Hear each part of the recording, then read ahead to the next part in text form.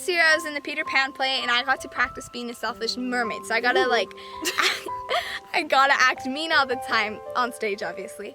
And so it was really fun, the play was, but sometimes it was a little stressful to remember, especially when I was performing, that I always needed I had a face I had to be. I was like, okay, I have to be mean.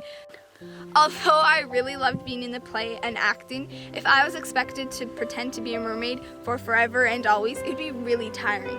It is really hard to pretend to be someone who you're not. One thing that gets in the way of us being authentic is our desire to be perfect all the time. We are not talking about being better at things and trying to get better at things. We're talking about trying to present to the world and to those around you a better and a more perfect person than you actually are. This is not healthy. Not only is it exhausting, it is so hard to keep your guard up and to always be trying to remember that, oh, I have to be more perfect than I actually am, and then you just get worn down in the end. Unfortunately, some of us have been acting for so long we've forgotten who the real us is. Perfectionism is a symptom of shame. The belief that you are not good enough how you are, or that others won't love you if they see the real you, and you have to act differently to be accepted. This is shame telling you that you are unlovable, flaws and all, that somehow being imperfect makes you wrong.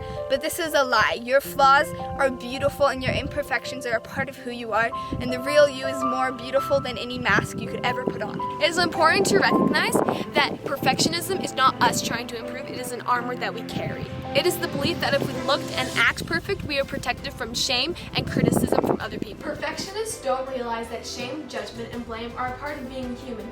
Instead of dealing with those emotions in a healthy way, perfectionism causes you to feel more insecure and increases the odds that you will feel these emotions again. The best thing to help us with fighting the desire to be perfect is an honest look at who we are through a compassionate lens. As we become kinder to ourselves in the words that we say and the way we treat ourselves, the less power shame has on us. Being a perfectionist isn't bad, it's just not the healthiest way to approach life. If you can recognize these signs in yourself or your loved ones, then it will give you a tool to overcome this perfectionism and to move on to a healthier way of life. Here are some things that are signs of being a perfectionist.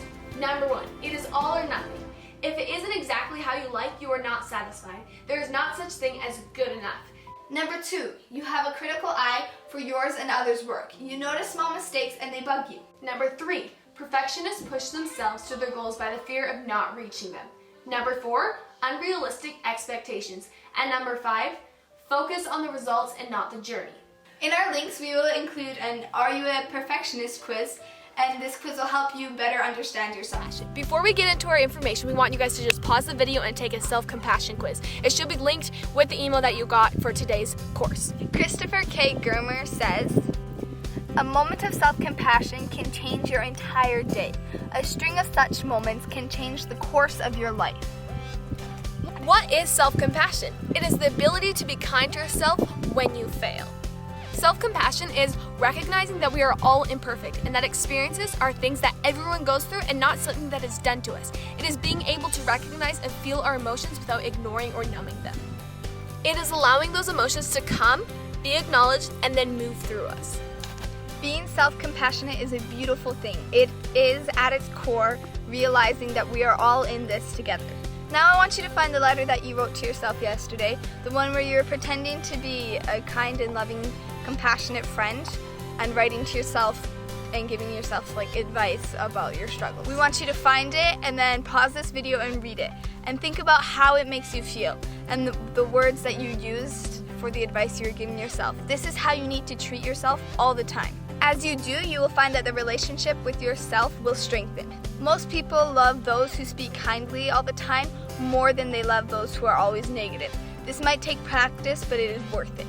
Close your eyes and tell yourself, I am not alone, we all struggle sometimes in life, and suffering is a part of life. Just saying these words can greatly help a situation that beforehand was stressing you out and causing you to not think clearly. Saying these words is a simple way to remind yourself and to connect yourself to all of humankind. It reminds you that you are not alone in this fight of life and that there are many people who have experienced the same things as you. Okay guys, thank you so much for joining us today as we talk about perfectionism and self-compassion. Remember your assignment to take both of those quizzes, and we'll see you guys tomorrow.